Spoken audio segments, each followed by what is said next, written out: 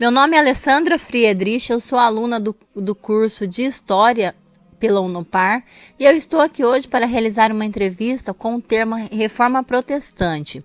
Nós vamos conversar com o pastor Jorge Dumer, da Igreja Evangélica de Confissão Luterana no Brasil. Vamos iniciar então a entrevista.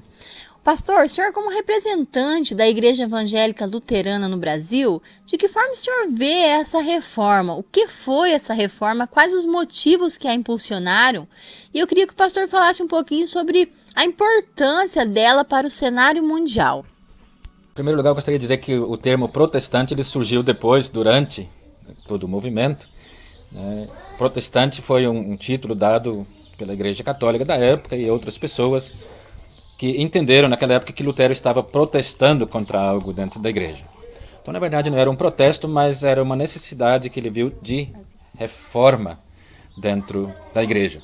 Mas antes de Lutero, já outras pessoas tentaram implementar ou propor ou sugerir reformas dentro da igreja. Por exemplo, João Calvino, isso foi antes de Lutero já. Outro foi João Wycliffe, na Inglaterra, que deu origem à igreja anglicana, João Calvino, que deu origem à igreja presbiteriana, e tantos outros que propuseram reformas dentro da igreja na época. E a ideia nunca foi que se surgisse outra igreja. A ideia não era criar outra igreja, fundar outra igreja. A ideia era reformar a igreja, ou seja, eram manifestações, posicionamentos contra alguns abusos dentro da igreja da época. E entre esses, então, Martim Lutero, ele se manifesta contra a venda de indulgências. A venda de indulgências era tipo uma carta, algo que a igreja dava, vendia, em troca do perdão dos pecados. A pessoa tinha um pecado, a pessoa ia se confessar, e o sacerdote, em vez de impor uma penitência, então ele cobrava uma taxa, a igreja cobrava uma taxa, e com isso então se dizia para a pessoa que ela estava com seus pecados perdoados. Alguns historiadores e críticos da história, pastor, eles dizem que a reforma só ocorreu devido aos interesses econômicos. Diziam que aquela época a igreja católica ela tinha um poder muito grande sobre a sociedade. E esse fato insatisfez a alta sociedade, os reis, né? Eles estavam insatisfeitos com esse grande poder da igreja católica. O pastor acredita que realmente seja verdade que o que impulsionou isso daí foram interesses econômicos? Não, eu entendo que não foi motivação econômica. A motivação foi religiosa, foi bíblica. Principal, repito, foi a venda de indulgências, posicionamento contrário à venda de indulgências, porque Lutero entendia, isso também é bíblico, que o perdão é de graça, que Deus não cobra para perdoar pecado, então a igreja também não deveria vender o perdão para os pecadores. É claro que houve influência na economia, na política, na educação naquela época, mas não que isso tivesse sido a motivação para a reforma. A reforma, muito pelo contrário, ela fez mudar muita coisa dentro da educação, dentro da política e, é claro, dentro da estrutura da igreja da época também. Além da reforma luterana, pastor, que teve origem na Alemanha, nós sabemos, através de Martim Lutero, surgiram outros movimentos reformadores também. Embora o pastor já tenha dito que o interesse, a princípio, não era de uma separação da igreja, e sim da reforma da mesma igreja, o movimento teve uma grande proporção. Então surgiram outros movimentos também. O calvinismo, por exemplo, com início na Rússia com João Calvino, e depois e também o anglicanismo na Inglaterra. Hoje nós temos inúmeras igrejas protestantes, né? Por que o pastor acredita que tantas pessoas resolveram se separar das igrejas e criar suas próprias igrejas, criar suas próprias doutrinas? O surgimento de tantas igrejas nos dias atuais, né, não sei explicar o certo, mas a gente sabe que são de conflitos, né? Pessoas que se sentem descontentes com alguma coisa na sua igreja e vão e fundam uma outra igreja, quando na verdade o espírito da reforma não é esse. O espírito da reforma é, se você vê algo errado na sua igreja, né, você procura biblicamente manifestar essa sua posição e fazer a reforma dentro da sua própria igreja, sem com isso ter a necessidade de criar uma outra igreja. Voltando ao Calvino, do calvinismo, também a igreja anglicana, e o próprio Lutero, a intenção deles não foi criar uma outra igreja. Isso foi ao longo da história, isso foi surgindo, em que se criaram outras igrejas. Tanto é que nós luteranos, nós não cremos e não entendemos que Lutero fundou a igreja luterana. A igreja luterana surgiu no decorrer do movimento da reforma, mas a ideia de Lutero era que aquela igreja, a igreja católica da época, fosse reformada. E por isso, então, hoje continua se dizendo, né, na igreja luterana, e a própria igreja católica reconhece a necessidade de reforma, que a igreja tem que estar em constante reforma. Tanto é que o próprio Papa atual, o Papa Francisco, ele citou numa entrevista quando esteve no Brasil, lembrando, não citou o nome de Lutero, mas lembrou que alguém no século XVI já teria dito que a igreja deve estar em constante reforma. E tanto é então que através desse novo Papa a igreja católica está aí se manifestando com a necessidade de que tem que haver reforma dentro da igreja. Então o desafio para as igrejas hoje é reformar a sua própria igreja, né? Não é necessário surgir uma outra igreja como tem surgido nos últimos anos.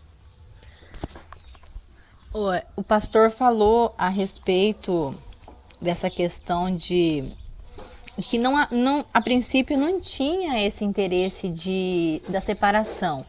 Então, o objetivo dele era só uma reformulação, uma melhora ali dentro. E por que o pastor acha que aconteceu, então, essa separação? Se o objetivo dele era só reformar, por que então que aconteceu essa separação? O pastor sabe responder essa questão? A separação foi algo como consequência também da reforma. 1820, se eu não me engano, aconteceu essa separação quando Martim Lutero foi excomungado. Então, até ali Martim Lutero manteve a sua posição e mesmo depois de excomungado ele continuava dizendo: eu não quero uma igreja com o meu nome. Ele se considerava sacerdote católico ainda. Ele não queria sair da igreja católica, né? Não. Ele foi excomungado, né? Uma bula papal na época, então onde é que ele foi excomungado? Ele foi chamado primeiro, antes da sua excomunhão, ele foi chamado pelo Papa e foi pedido que ele retirasse o que ele tinha dito, escrito, ensinado até então. E ele respondeu: se vocês me provarem pela Bíblia que eu estou errado, eu retiro o que eu falei. E como ninguém provou, ele manteve a sua posição e ele foi então excomungado.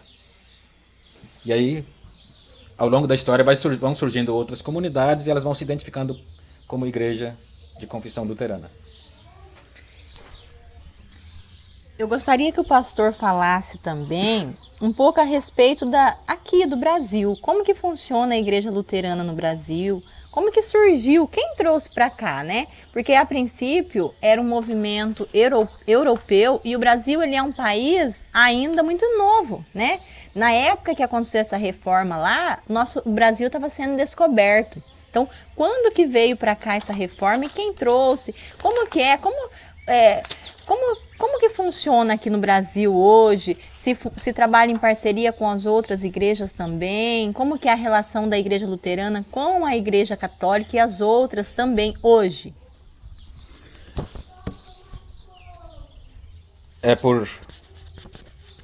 Por esse princípio da reforma de que Martim Lutero não queria uma outra igreja, né? Inclusive ele dizia que nenhuma igreja deve ter nome, a igreja é cristã.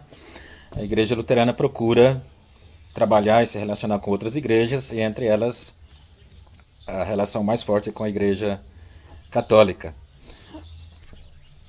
No Brasil, a igreja luterana surge com a vinda dos imigrantes, alemães na sua maioria, mas também de outros países da Europa.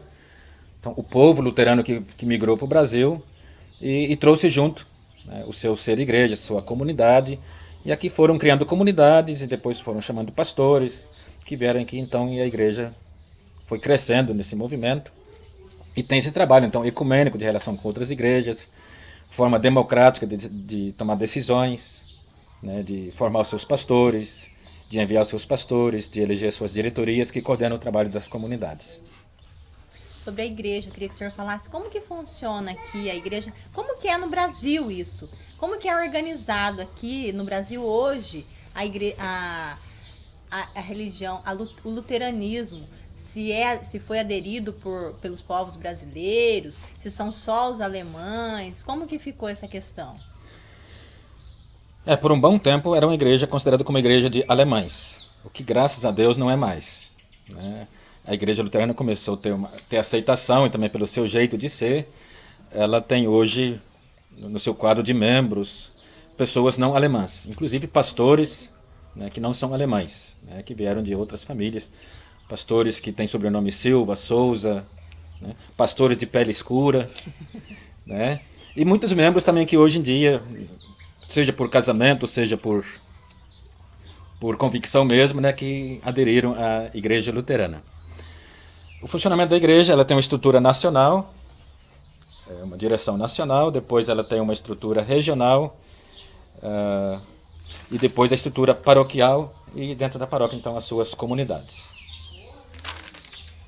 Eu queria que o pastor falasse também sobre as contribuições.